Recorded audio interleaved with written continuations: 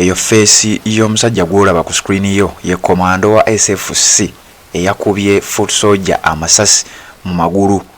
Foot soldier yatwaliddwa mu ddwaliro ngenda kulaga akatambi awo newankubadde nja kulagako katundu olw'ensonga nti ebifaananyi ebirimu byesittaza mulimu omusaayi mungi nnyo ate wano basisobola kubiteekawo nenga eyo face gyolaba ye komando wa SFC eyakubye foot soldier owa National Unity Platform amasasi katono abeere nga atamukuba mu kifo ekibi wabula yamukubye mu magulu wano wansi mu bisambisambi wansi yabadde ku mmotoka eyo ngenda kuwa details. Emmotoka eyo gyolaba ya police eri police patrol number UP 00034/99929 eri UP 00034/99929 ye motoka kwe yabadde atambulira yo komando okusinzira kuba asobodde okubanga bamusosootola mufune bimukwatako amanya ge. Jjukira abasajja bano tebabira na mannya ku uniform zaabwe, tebakyayambala mannya ku uniform zaabwe, olw'ebyo ndowooza baba bamanyi nti bagenda okukola. Embeera bwe yatandise Robert Kyagulanyi Ssentamu yabadde ava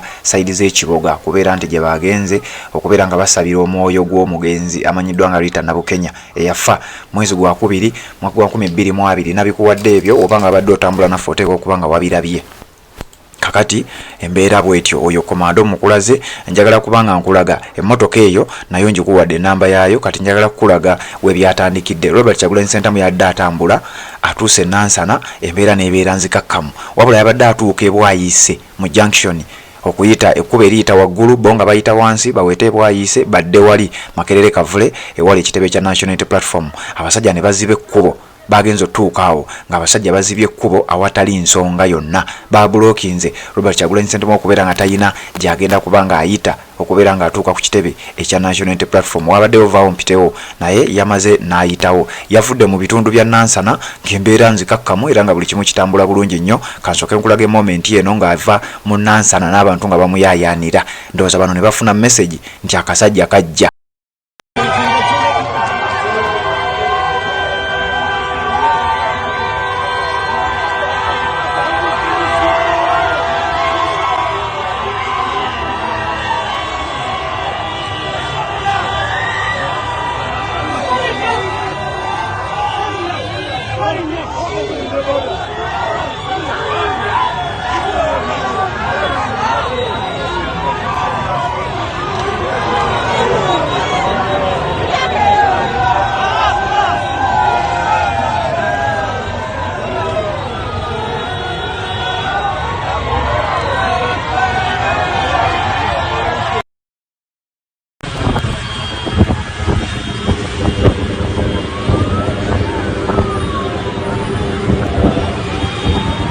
Bwabulokinze na wano bwabulokinze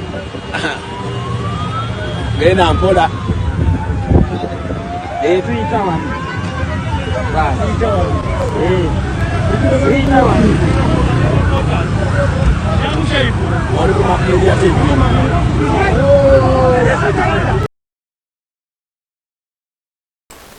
eyo yabadde embeera Bwayise ku roundabout nga abasajja babulokinzeewo tebaagala Robert Kyagulanyi Ssentamu abeere nga yeeyongerayo.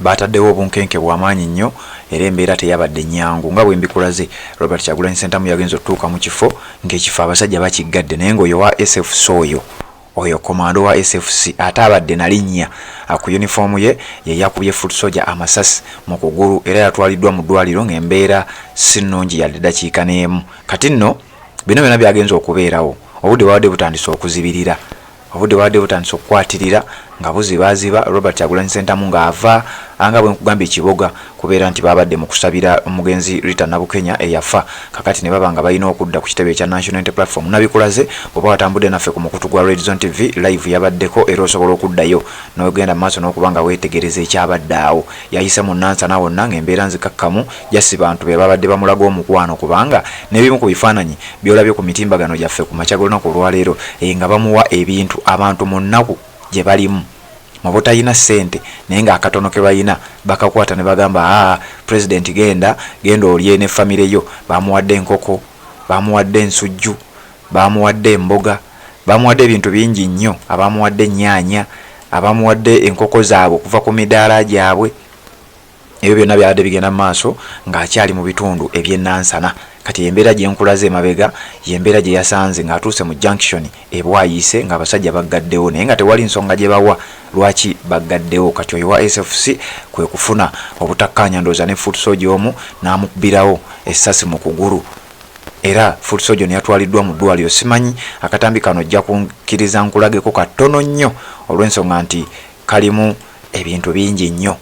Akatambi kano kalimu omusaayi maaso eyo, ngenda kulagako eddakiika ntono nnyo ng'atwalibwa mu ddwaliro, then oluvannyuma ate mbeere nga nkavaako olwansonga kalimu omusaayi mungi nnyo.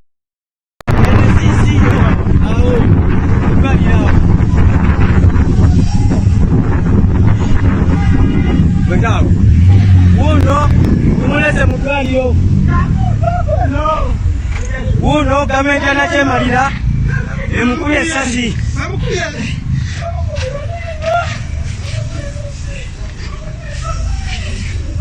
Gugo gonna musaayi gutonya, gavumenti anakyemalira omusirikale amukubye essasi mu kugulu.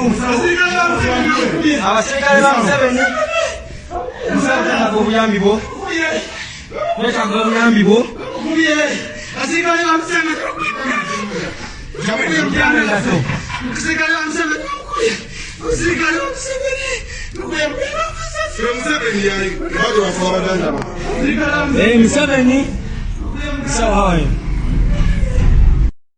Kati n'oyo gw'owulira mu background yabadde Secretary General w'ekibiina ekya National Unity Platform amanyiddwa nga David Lewis Rubongoya. Ye yabadde atutte omuvubuka ono mu ddwaliro, era ye yabadde ayogera ebigambo ebyo. Oyo nno Abedi Bwanika bwe yavaayo n'agamba nti Mbega oba nti mukozi wa Museveni gw'owulidde ayogera ebigambo ebyo, era ye yakutte omuvubuka ono okumutwala mu ddwaliro. So oyo ye omusajja yakubye essasi, yakubye foot soldier amasasi mu magulu. Amannya ge gakyabuze, naye nga waliwo abaagala omuprofilinga, era bwe banaaba babitaddeyo nja bikuleetera naawe wano ku Redzone TV ojja kuba obiraba.